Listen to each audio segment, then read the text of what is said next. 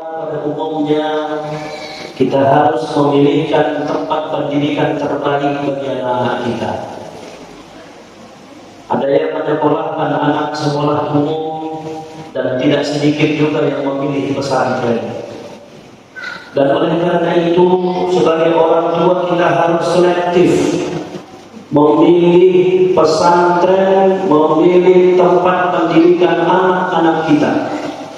Jangan hanya terpesona, terpedaya dengan bangunan yang megah, terpesona dengan bangunan yang mewah, fasilitas yang wah, yang kemudian akhirnya kita memilih pondok pesantren hanya gara-gara fasilitas semata, tanpa mengetahui bagaimana pemikiran, bagaimana aliran dan siapa-siapa tokoh yang ada di belakang sebagai pimpinan daripada pondok pesantren itu. Dan yang sedang viral pada hari ini, jemaah yang dirahmati Allah, ada pondok pesantren yang mengajarkan kepada santrinya nyanyian-nyanyian Yahudi. Bangga betul santri-santri itu menyanyikan lagu Yahudi dengan alasan ini hanya sekedar bahasa Ibrani. Kita harus toleransi, menjaga dan menjunjung tinggi toleransi demi kebinekaan dan sebagainya. Yang akhirnya berkali-kali sudah masyarakat melakukan demonstrasi besar-besaran di depan pondok pesantren itu dan menjadi isu nasional karena tokoh yang ada di depannya suka sekali menyampaikan sesuatu yang aneh. Dan yang perlu kita ketahui jemaah yang dirahmati Allah, agar kita dapat memilah dan memilih mana yang harus kita ikuti dan mana yang harus kita hindari. Oleh karena itu jemaah yang dirahmati Allah Subhanahu wa taala, Majelis Ulama Indonesia sebagai rumah besar umat Islam yang diduduki oleh para ulama-ulama kita yang kita yakini mempunyai etikat baik untuk menjaga akidah dan pemahaman umat dari kesesatan. Pada tahun 2007 pada akhir musyawarah kerja nasional di Jakarta telah merumuskan 10 tanda aliran sesat. Yang dari 10 tanda aliran sesat ini jamaah yang dirahmati Allah, kiranya kita dapat melihat kalau seandainya ada pengajian baru di lingkungan kita yang kita curigai dan kita tidak kenal siapa yang mengaji di sana, siapa ustadznya, kemudian ada pemahaman-pemahaman aneh yang kita dengar dari pengajian itu, dari organisasi itu, dari masjid itu, dari apapun itu. Kalau ada salah satu dari 10 yang telah dirumuskan oleh MUI ini, bisa jadi, bukan pasti, bisa jadi itu adalah indikasi tanda aliran sesat, segera laporkan ke majelis ulama terdekat supaya dilakukan penelitian apakah itu memang benar kesesatannya atau tidak. Oleh karena itu yang pertama yang menjadi tanda bahwa aliran itu adalah aliran sesat adalah mengingkari salah satu daripada rukun iman yang 6.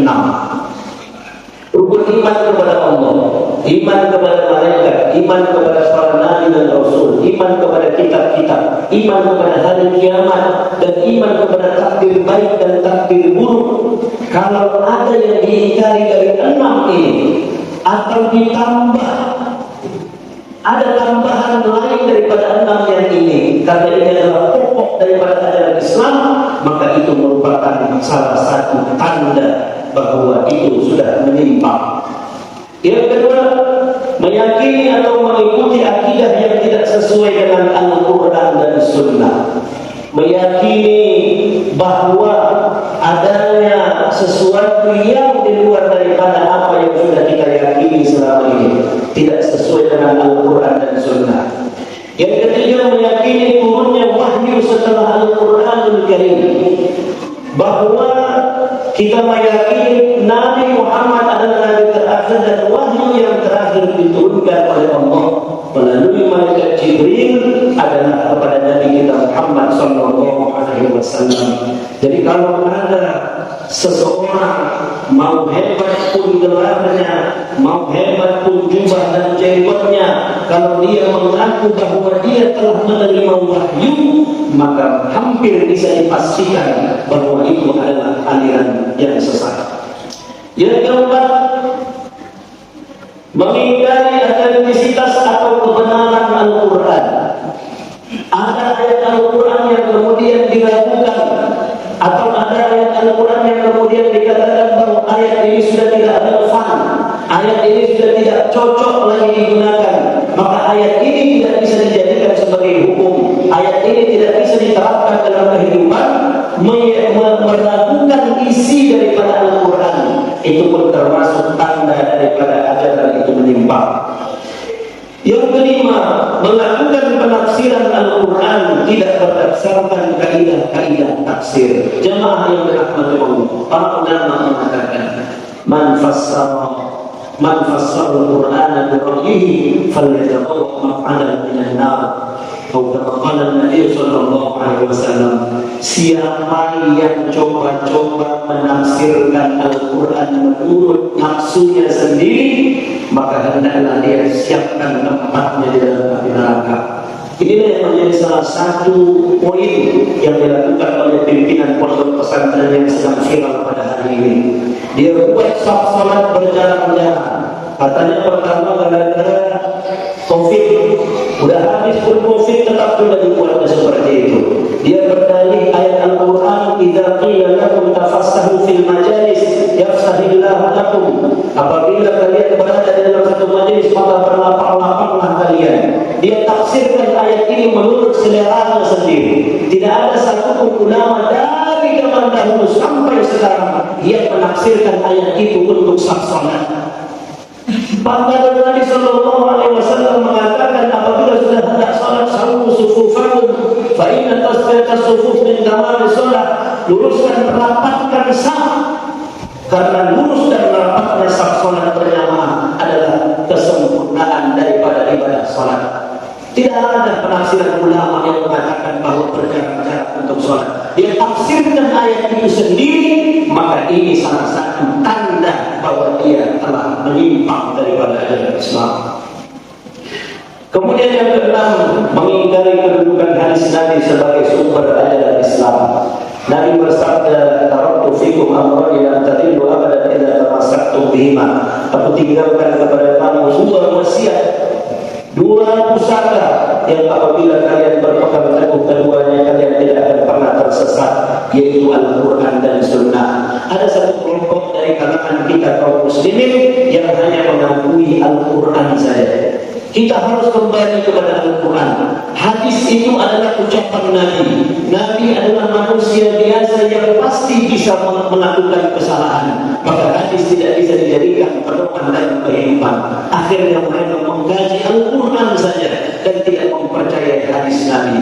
Kalau ada kelompok yang tidak mempercayai hadis Nabi, bisa dikategorikan sebagai tanda bahwa pengajian itu adalah aliran sesat. Kemudian yang ketujuh, menghina, melecehkan, merendahkan para sahabat-sahabat Nabi. Sahabat Nabi SAW, Abu Bakar, Umar, Utsman, Ali, dan ribuan dari sahabat-sahabat yang hidup bersama Nabi SAW, yang Allah katakan radhiyallahu anhum wa radu an. Allah meridhai mereka dan mereka pun ridha kepada Allah. Adalah orang-orang yang dipilih langsung oleh Allah Subhanahu wa taala. Menghina mereka, melecehkan mereka adalah sebuah perbuatan yang tercela. Ini yang dilakukan oleh sebagian kelompok dari Syiah. Kelompok Syiah yang mengkafirkan Abu Bakar, yang mengkafirkan Umar, yang mengkafirkan Utsman bin Affan, yang menghina istri Nabi Aisyah radhiyallahu anha. Maka Syiah sampai saat ini telah ditetapkan sebagai aliran yang sesat oleh para ulama kita. Kemudian yang kedelapan, mengingkari Nabi Muhammad sebagai Nabi dan Rasul yang terakhir. Sekali lagi jemaah yang dirahmati Allah, bahwa Nabi Muhammad SAW ijma' para ulama dan kaum muslimin adalah khatimul anbiya wal mursalin, penutup para nabi dan rasul. La nabiyya ba'da, tidak ada lagi Nabi dan Rasul setelah Nabi Muhammad, maka siapa saja yang mengaku menjadi Nabi dan Rasul atau pengajian itu mengangkat salah satu gurunya menjadi Nabi dan Rasul, maka bisa dipastikan bahwa itu adalah aliran sesat, sama seperti yang dilakukan oleh Ahmadiyah kelompok Ahmadiyah yang kemudian mengatakan Mirza Ghulam Ahmad dari India adalah Nabi terakhir setelah Nabi Muhammad. Maka sampai saat ini Ahmadiyah sudah difatwakan sesat oleh para ulama. Dan kalau ada di kampung kita, di daerah kita, apalagi daerah-daerah tertentu yang kemudian mengaku menjadi Nabi, sudah menerima Rasul, sudah menerima wahyu, bertemu dengan malaikat Jibril, maka itu bisa dipastikan adalah aliran sesat. Yang kesembilan, mengubah, menambah, mengurangi pokok-pokok ibadah yang telah ditetapkan oleh syariah, seperti tidak wajibnya haji ke Makkah dan haji menunaikan ibadah haji ke tanah suci, dan tidak mewajibkan sholat 5 waktu. Jadi kalau ada pengajian kelompok yang mengatakan tak perlu haji ke Mekah, tak perlu berangkat haji ke tanah suci, cukup di India saja atau cukup di Indramayu saja, berputar-putar di pondok pesantren ini pun sudah dibilang haji, maka hampir bisa dipastikan sesat itu. Atau tak perlu sholat 5 waktu, sholat itu hanya fajar dan sholat malam saja, tidak ada sholat 5 waktu karena tidak ada dalam Al-Quran. Maka itu pun sudah menjadi tanda kalau pengajian itu adalah pengajian yang sesat. Yang ke-10 yang terakhir yang Allah adalah mengkafirkan sesama muslim tanpa dalil yang syar'i, seperti mengkafirkan saudaranya muslim hanya karena tidak satu kelompok pengajian dengan dirinya. Hati-hati jemaah rahmatullah.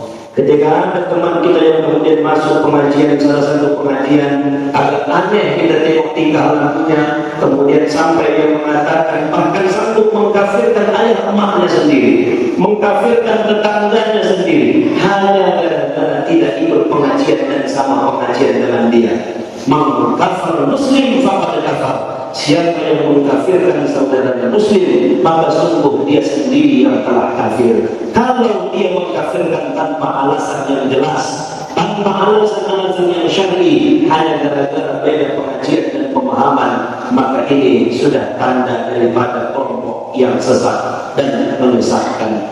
Oleh karena itu, jamaah yang rahmat Allah Subhanahu wa taala, wa'tasimu bihablillahi jami'an wa la tafarraqu. Berpegang teguhlah kita di jalan Allah Subhanahu wa taala dan jangan bercerai-berai. Adapun kelompok-kelompok yang sudah terindikasi 10 apa yang dirumuskan oleh majelis ulama ini, mari kita pahami, kita ingat, kemudian hati-hati. Kalau ini ada beredar di tengah-tengah kita, segera kita laporkan supaya tidak terjadi hal-hal yang tidak kita inginkan, terlebih-lebih kepada anak-anak cucu kita, agar tidak menerima pemahaman yang tidak benar tentang agama mereka. Barakallahu li wa lakum fil Qur'anil azim wa nafa'ani wa iyyakum bima fihi minal ayati wa dzikril hakim. Aqulu qawli hadza wa astaghfirullaha li wa lakum wa lisa'iril muslimin wal muslimat fastaghfiruhu innahu huwal ghafurur rahim.